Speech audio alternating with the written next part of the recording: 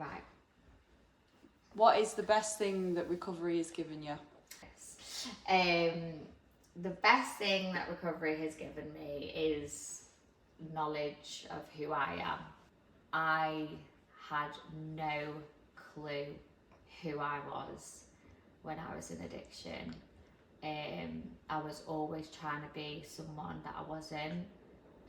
I was always trying to strive to be this certain way, be this certain way. I don't even know what that way was.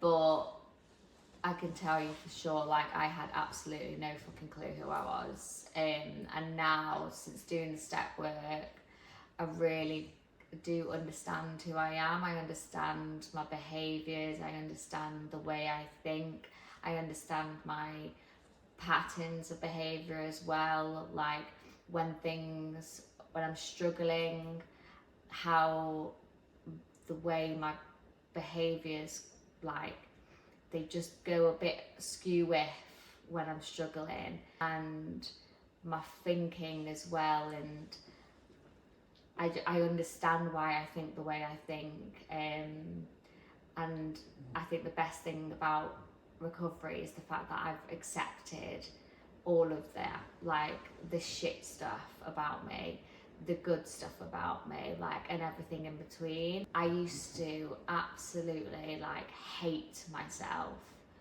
when I was in addiction, and I still, like, have self-hating talk. I still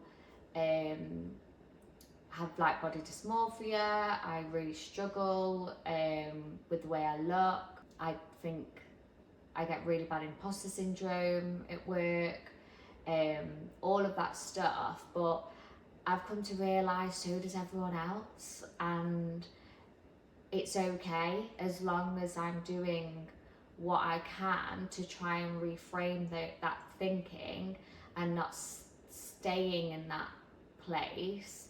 That's all I can do. I think when I was in addiction, I felt so self-consumed and so self-obsessed. And when I say self-obsessed, like, it seems quite harsh, but that is the reality of addiction. Like, everything that you're experiencing is so overpowering that you can't see anything else apart from what's going on within yourself. So that's what I mean when we're saying self-obsessed, because everything is self. With that self-obsession, I think what I've come to realise is within addiction, and it's one of the best things, is the fact that I've realised that I am not my thoughts, but I am my behaviours. So when I say that, like, I mean those thoughts that I used to have in addiction are still there. They come, they go, but when now the fact of I behave in a way where I'm not sitting in that anymore, I'm not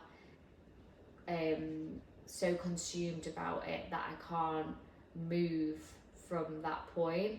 I now really, and it takes a lot of work, but I really push through those thoughts, and then I change ways, I change my behaviours in certain ways. So for example, my body dysmorphia, I really do not like my body. I really struggle with it.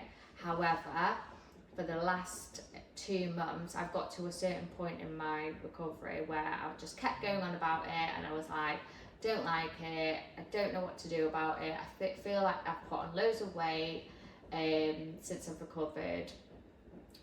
Well, I'm not 6 stone anymore, so that's a good thing, but all I could see was I put on 3 stone. Like, how disgusting is that? That's what I was telling myself.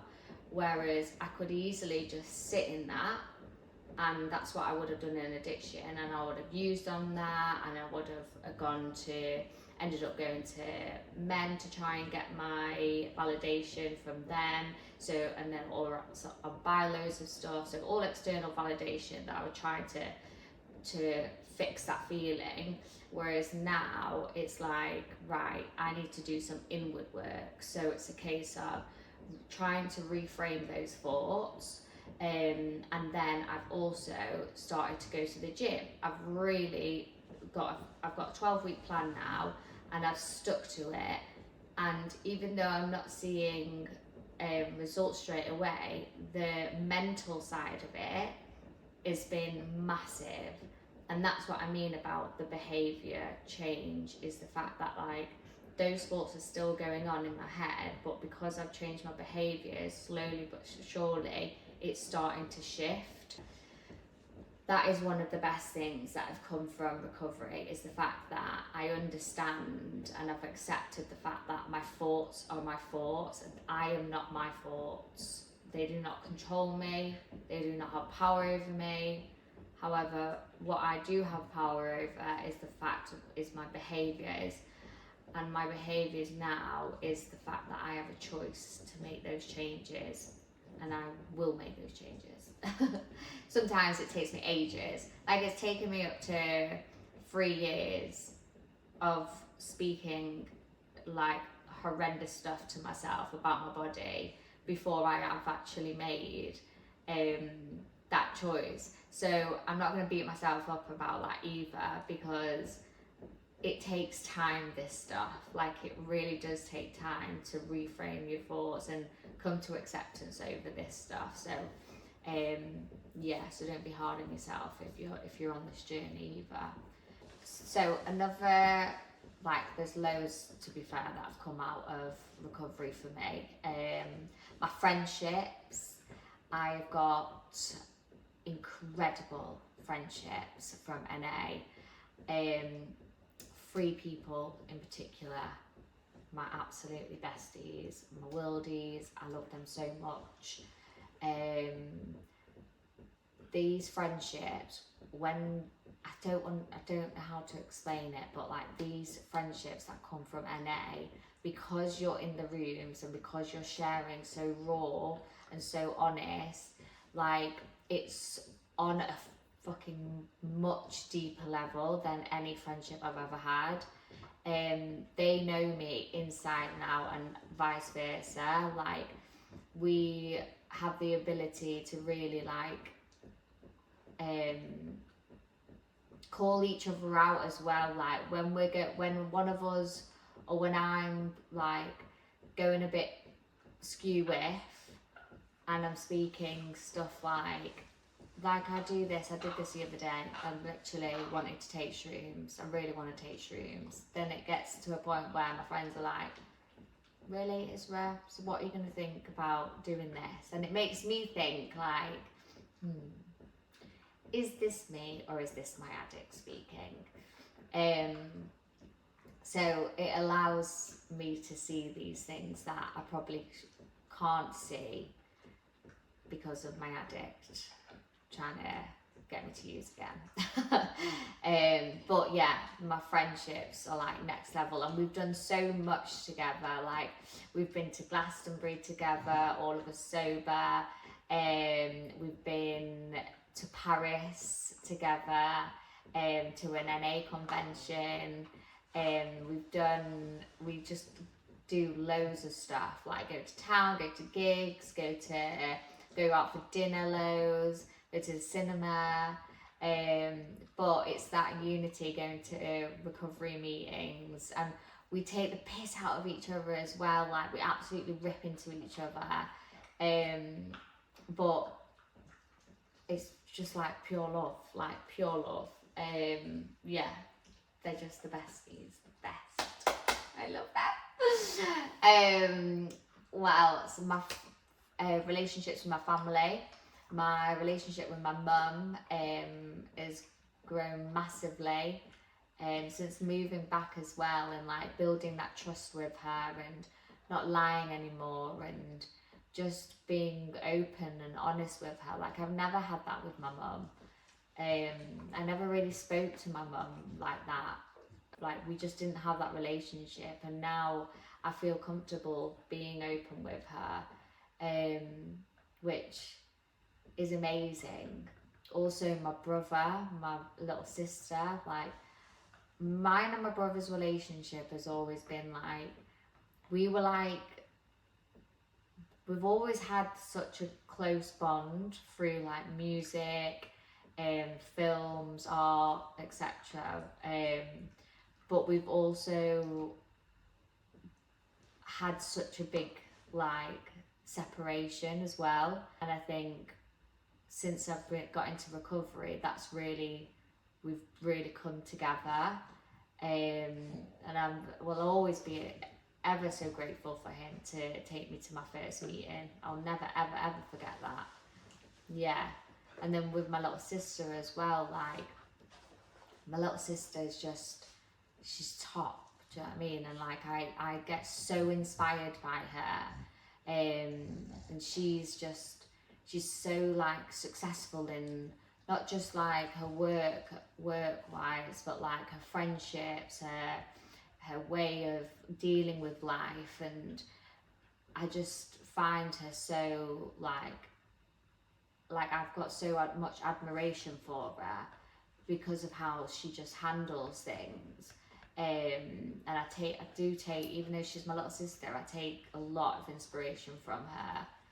And then there's my dad as well. Like, again, we're on a journey, but it's crazy to think of the conversations that we're having now as father and daughter compared to the conversations we used to have. Like, me and him, we would just argue all the time. I would purposely, I don't know what it was, I think I had so much anger towards him. I would do anything to get a response out of him, and I would wind him up. I would say things that I know that would wind him up about his views and his religious views and his cultural views, etc. And I was always the rebel. I was the anarchist in the family, and I loved it. And I loved it purely because it pissed my dad off. Whereas now it's like, I'm really trying to have just everyday normal conversation with him instead of bringing in politics or bringing in religious talk or anything, because I know those topics are sensitive between us both. So it's like, if I want to build a relationship with him, why am I always starting conversations with subjects that I know are going to piss him off and piss me off? So I've taken that responsibility of really just trying to have everyday conversation with him, and it's working, definitely. We have our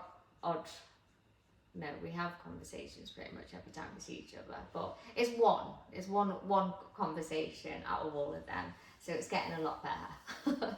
And even like the fact my stepmom and my half brother and half sister, like, our relationships have gone so much better. Like, being honest with them about where I was at and being honest with them about my addiction, like, it's just built this new type of relationship with that, with them and that side of my family, being open and honest with them.